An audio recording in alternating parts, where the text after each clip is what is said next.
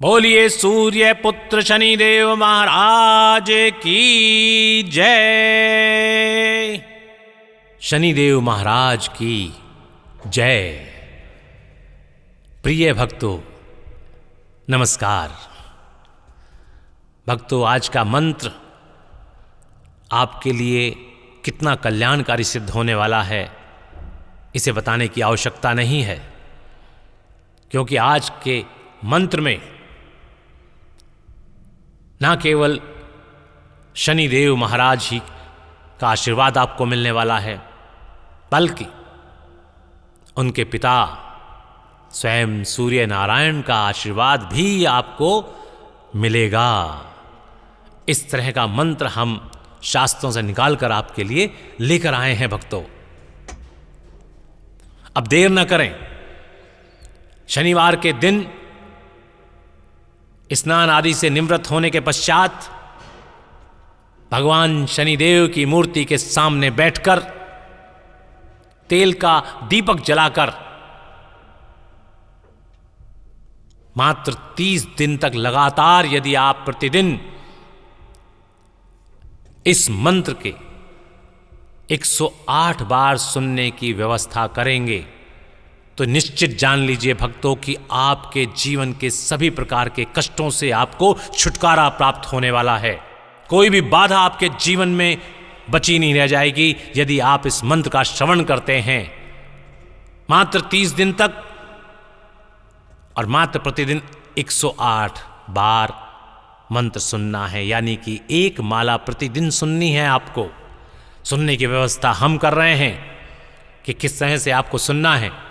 आपको मात्र ध्यान लगाकर सुनना है और उसके बाद आप देखेंगे कि किस प्रकार से आपका कल्याण हो रहा है, आपके सारे जो कार्य किस तरह से सिद्ध होते जा रहे हैं, आपकी बाधाएं किस तरह से दूर होती जा रही हैं।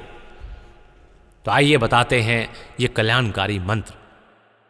ओम नमो भगवते शनैश्चराय सूर्यपुत्राय नमः। ओम नमो भगवते शनैश्चराय सूर्यपुत्राय नमः। ओम नमो भगवते शनैश्चराय सूर्यपुत्राय नमः।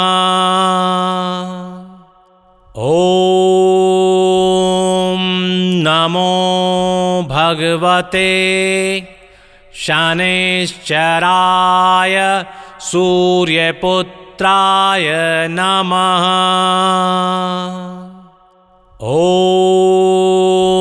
ओम नमो भगवते शनैश्चराय सूर्यपुत्राय नमः। ओम नमो भगवते शनैश्चराय सूर्यपुत्राय नमः।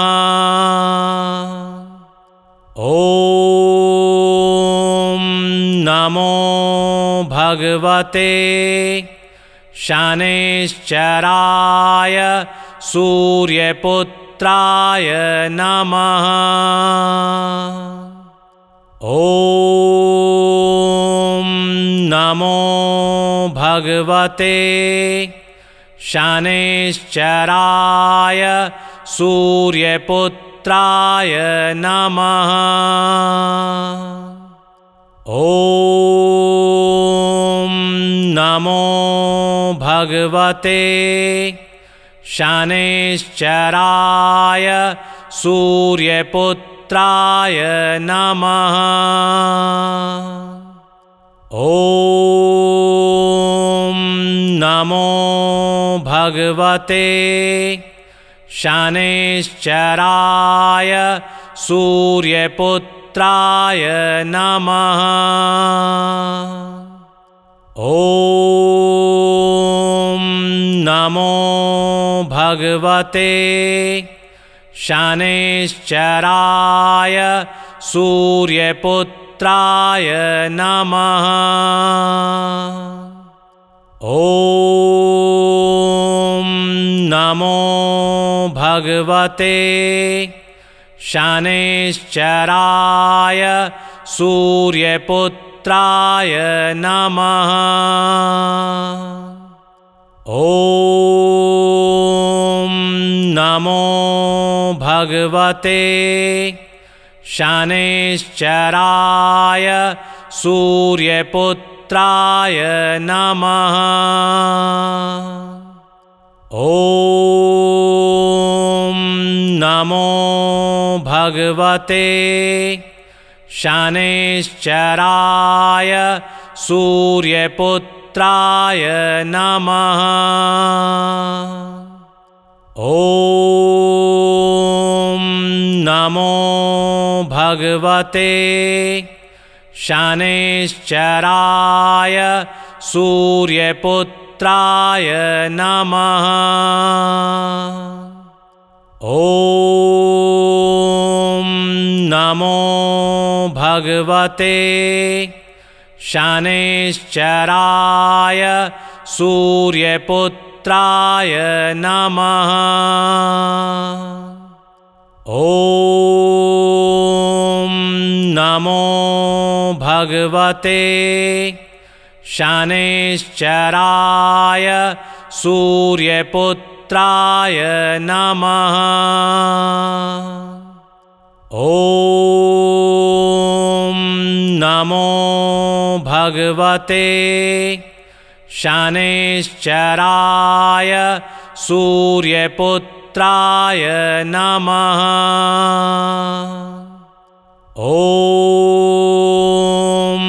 नमो भगवते शनैश्चराय सूर्यपुत्राय नमः। ॐ नमो भगवते शनैश्चराय सूर्यपुत्राय नमः। ॐ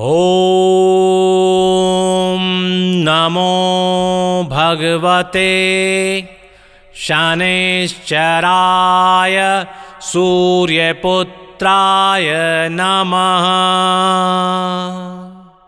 ॐ नमो भगवते शनैश्चराय सूर्यपुत्राय नमः। ॐ नमो भगवते शनैश्चराय सूर्यपुत्राय नमः। ॐ नमो भगवते शनैश्चराय सूर्यपुत्राय नमः। ॐ नमो भगवते शनैश्चराय सूर्यपुत्राय नमः। ॐ नमो भगवते शनैश्चराय सूर्यपुत्राय नमः। ॐ नमो भगवते शनैश्चराय सूर्यपुत्राय नमः। ॐ नमो भगवते शनैश्चराय सूर्यपुत्राय नमः। ॐ नमो भगवते शनैश्चराय सूर्यपुत्राय नमः। ॐ नमो भगवते शनैश्चराय सूर्यपुत्राय नमः। ॐ नमो भगवते शनैश्चराय सूर्यपुत्राय नमः। ॐ नमो भगवते शनैश्चराय सूर्यपुत्राय नमः। ॐ नमो भगवते शनैश्चराय सूर्यपुत्राय नमः। ॐ नमो भगवते शनैश्चराय सूर्यपुत्राय नमः। ॐ नमो भगवते शनैश्चराय सूर्यपुत्राय नमः। ॐ नमो भगवते शनैश्चराय सूर्यपुत्राय नमः। देखा भक्तों, एक ही मंत्र में शनिदेव महाराज जी का आशीर्वाद भी और उनके पिता सूर्य देव का आशीर्वाद भी आपको प्राप्त हो रहा है। और जब दो दो देवों का आशीर्वाद आपको प्राप्त होता है तो आपके जीवन में संकट कहाँ से बचेंगे, आपके जीवन में कष्ट कहाँ रुकेंगे, अर्थात आपका जीवन कष्टों परेशानियों से मुक्त हो जाएगा यदि आप हमारे द्वारा बताए गए इस मंत्र का श्रवण करते हैं। तो आज से ही या शनिवार से, आने वाले शनिवार से आरंभ कीजिएगा और अपना कल्याण कराइएगा। और ध्यान से स्नेह के साथ बोलिए, शनिदेव महाराज की जय।